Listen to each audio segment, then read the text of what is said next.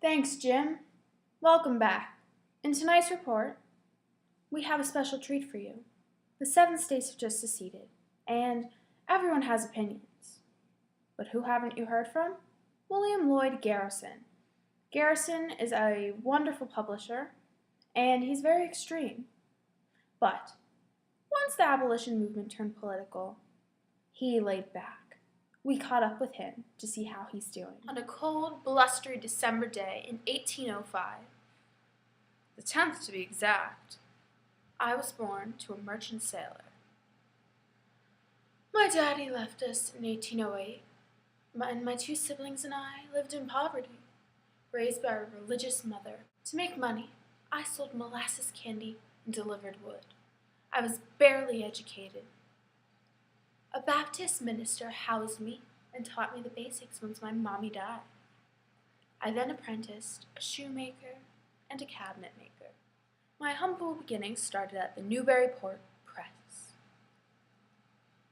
During my time editing and printing, I developed a true love for the press and its powers. We all faced failures. My first was in 26. I borrowed some money and bought a part of the Newburyport Free Press, but it failed. I then moved to Boston and printed while editing the National Philanthropist. My first experience in Reformation, and it was a good one. I then met with Benjamin Lundy, the editor of The Genius of Emancipation. He opened my eyes to the fact that this world needed a change, and I was put here to do it. I moved to Vermont and edited a pro-Jackson paper because I knew he was the man to get the job done.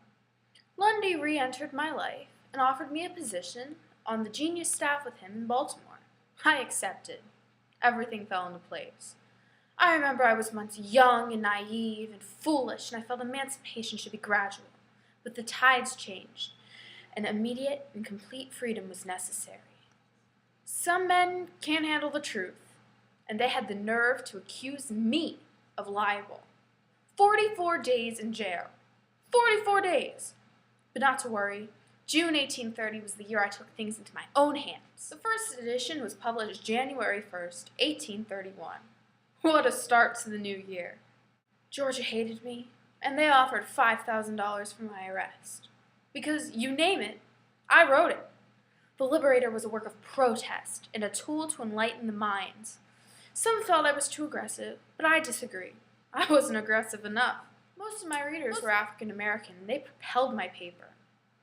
My paper addressed the church, temperance, women's rights, and slavery, all great injustices in our society.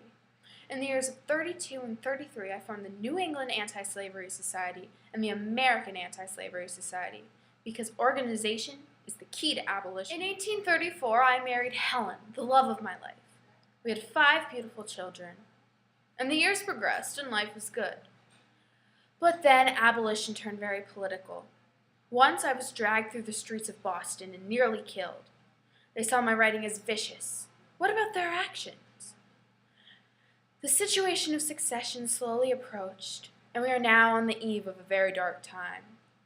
In 54, I burned a copy of the Constitution for the world to see. If it approved such horrific deeds as slavery, why should we stick to it? We must abolish slavery once and for all. And if it means war, let it be war. I am no fan of violence, but sometimes we must do things for the betterment of others.